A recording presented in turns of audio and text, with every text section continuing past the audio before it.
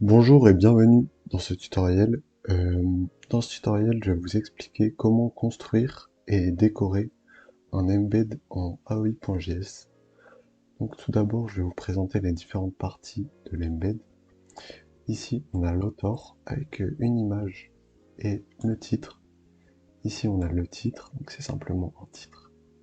Là, on a le thumbnail qui est simplement une image carrée. La description qui peut être très longue, mais donc qui est la base de l'embed. Ensuite, on peut rajouter des fields.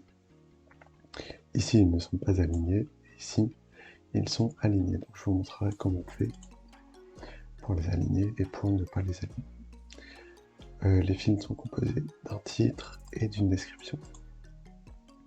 Ensuite, on a l'image, le footer, donc avec une petite image, et le footer. Et là, on a le timestamp qui est généré automatiquement et qui montre l'heure à laquelle on a envoyé le message. Donc, la première option pour faire des embeds, c'est l'option classique, donc avec les fonctions de chaque partie de l'embed. Je vous montre ça dans le code.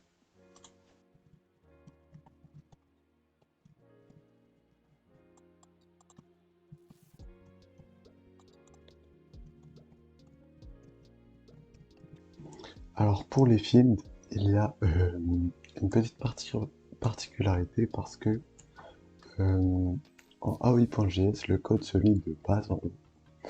Donc ici, les fields que vous voulez mettre tout en bas de l'embed, par exemple moi ce sont donc les fields alignés que je vais mettre en bas, je vais les mettre au-dessus des fields que je ne veux pas aligner.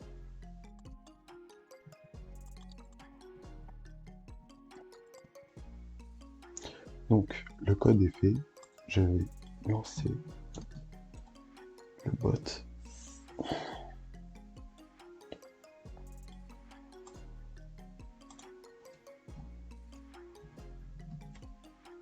Et donc là, on voit qu'on a exactement le même embed, donc qui est parfaitement fait.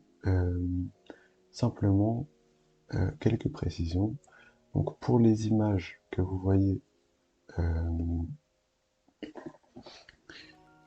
il faut utiliser des liens ou des fonctions qui retourneront des liens, par exemple $userAvatar.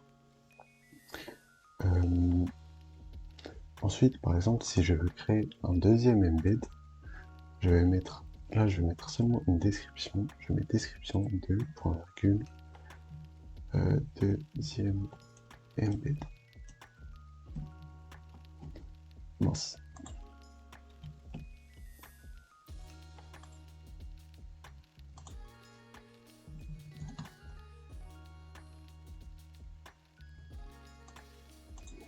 Et donc là, j'ai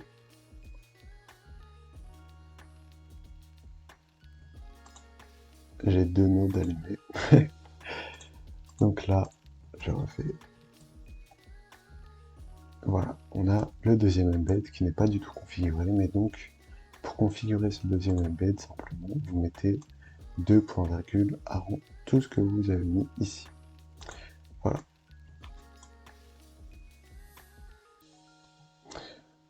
Ensuite, on va passer à la deuxième manière de faire un embed en AOI.js, qui est d'utiliser AOI.parser.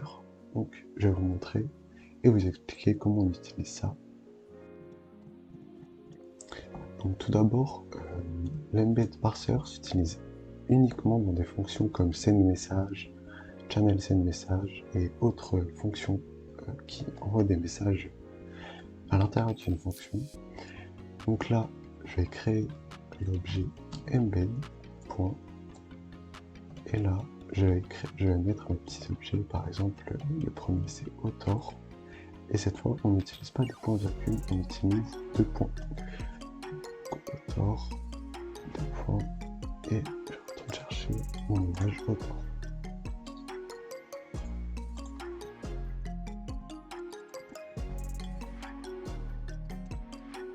Alors ici, encore une fois, une petite distinction avec les fields, parce que avec l'embed parser, on n'a plus l'histoire de lire de bas en haut.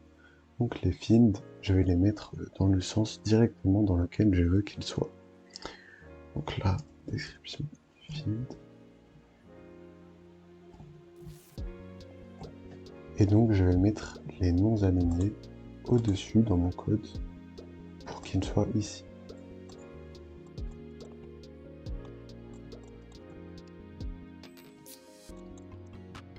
Ah d'ailleurs, la couleur, donc color, c'est la bande qui est ici sur les embeds. Donc la couleur est totalement changeable tant que vous avez un code X valide. Donc, le code X c'est ça. Donc mon code est fait. Je vais relancer encore le vote. Et normalement,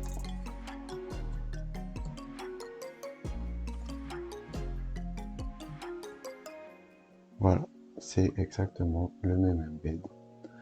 Encore une fois, si je veux créer un deuxième embed, je retourne ici, je mets hop, new embed de point.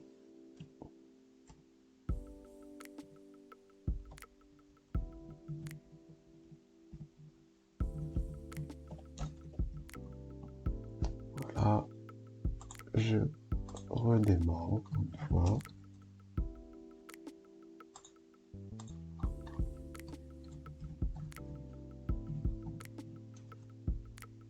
Et là, j'ai mon deuxième embed. Voilà, c'est la fin de ce tutoriel. Je vous laisse pour le tutoriel avec les commandes slash. À bientôt. Donc bonsoir.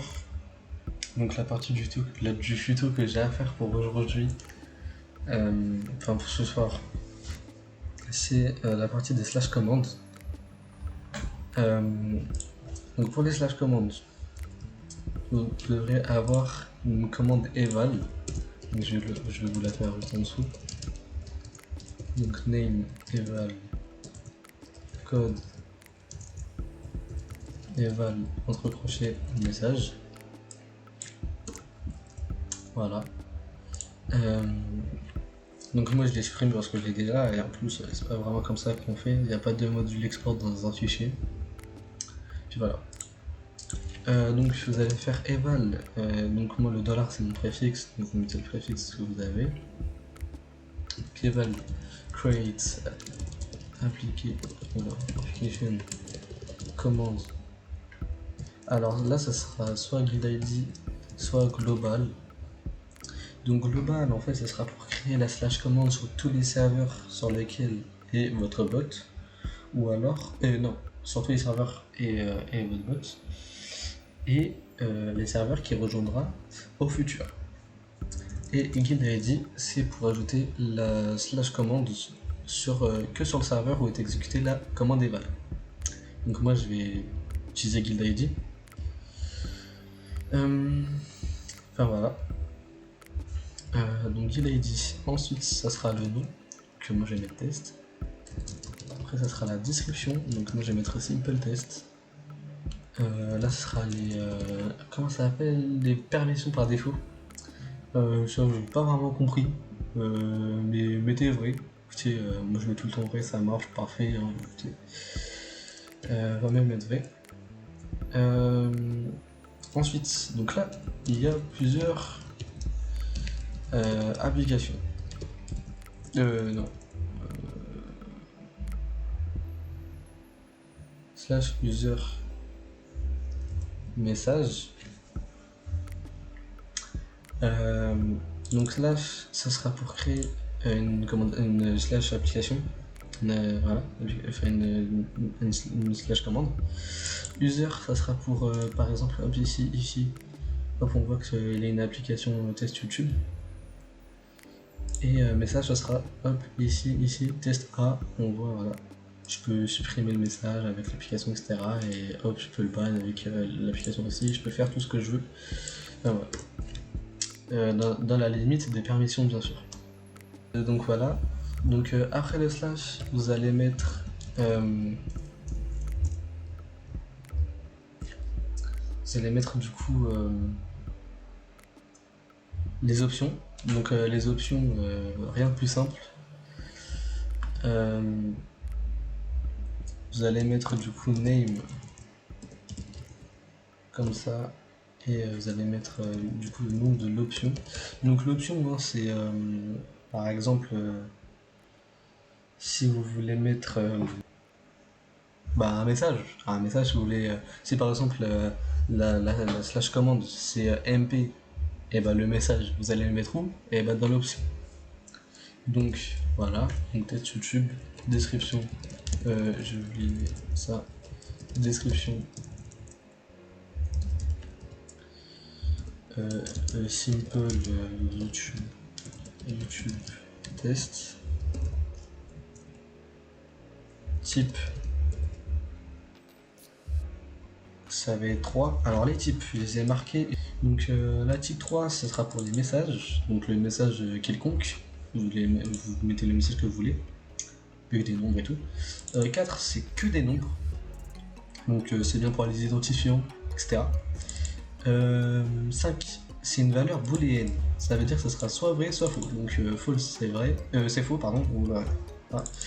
Et ça je ne le prononcerai pas parce que je ne sais pas prononcer, mais c'est vrai. User, alors c'est plutôt member, j'avais marqué ça mais c'est plutôt member, ouais, effectivement, parce que c'est que les membres du serveur. Channel, c'est les salons, tous les salons. Role, c'est tous les rôles, et tout ce qui est mentionnable 9, channel, user, role, du coup tout ce qui est mentionnable. Donc moi tout ce qui m'intéresse c'est le type 3, donc le message. Donc ça peut être soit des nombres, soit du texte, donc les deux assemblés. Enfin voilà. Donc vous pouvez mettre aussi un ID, mais c'est mieux de mettre la 4 pour un ID. Donc là c'est pour dire si l'option est requise. Donc moi je vais mettre non parce que je vais faire sans et avec. Sans le texte dans l'option et avec le texte dans l'option. Voilà, pour bien vous montrer comment ça marche. Donc là, hop, vous avez juste à envoyer, le bot va tout faire. Test, voilà, donc elle est déjà faite. Test YouTube, hop, et vous pouvez marquer votre truc. Donc, je vous fais un petit cut ici parce qu'on s'est rendu compte qu'on n'avait pas très bien expliqué pendant la vidéo. Donc, une fois que vous avez créé la commande avec la commande eval, vous voyez qu'elle existe, mais si j'essaye, l'application ne répond pas parce que la commande n'est pas codée. Donc, pour la coder, je me rends sur Visual Studio Code, je ferme tout ça, et je crée un nouveau fichier. Donc par exemple là c'est test.ytb.js, et là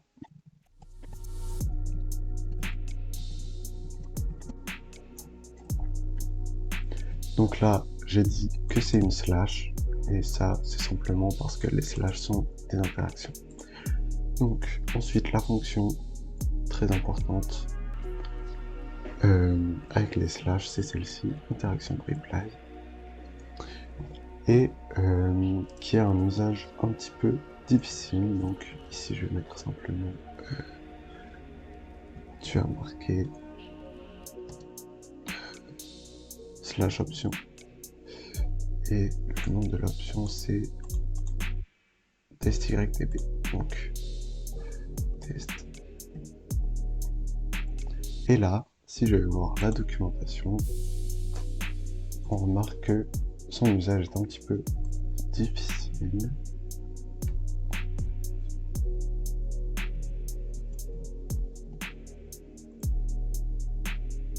Donc, content, c'est un message normal. Embed, les embeds, comme je vous ai dit. Component, les boutons et les select menus. ça, donc les fichiers que vous voulez ajouter. AOI mention, je vous conseille de toujours mettre all pour éviter de faire bugger, mais vous pouvez mettre everyone all users. Et éphéméral, je vais vous montrer ça aussi.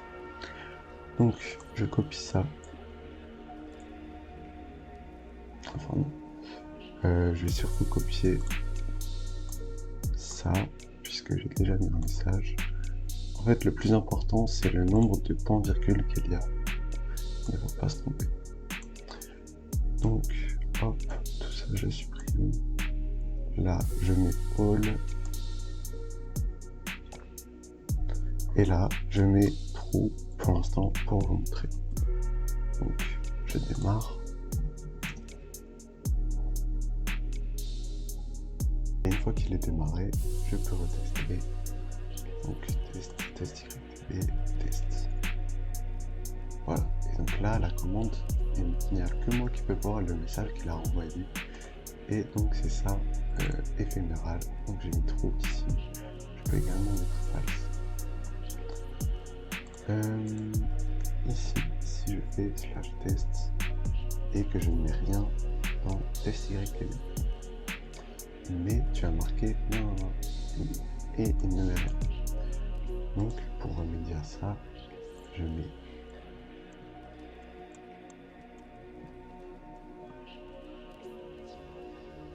donc là, je redémarre.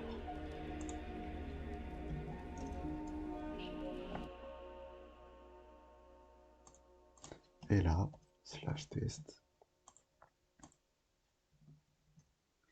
Donc ici, le message n'est plus en éphéméral, donc c'est comme une commande save en quelque sorte.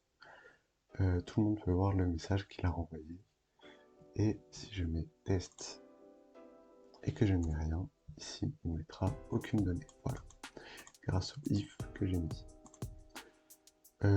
Ensuite, si vous voulez mettre ce texte dans un embed, nous allons voir la documentation et ici on voit que après le deuxième point virgule, ce sont les embeds. Donc je vais après le premier point virgule et je fais mon new embed comme je vous ai montré dans le début du tuto. Description test, voilà. Je ne vais pas faire tout l'embed puisque je vous ai déjà expliqué au début du tuto comment faire les embeds en AOI.parser. Donc ici /test. Voilà, c'est dans un embed.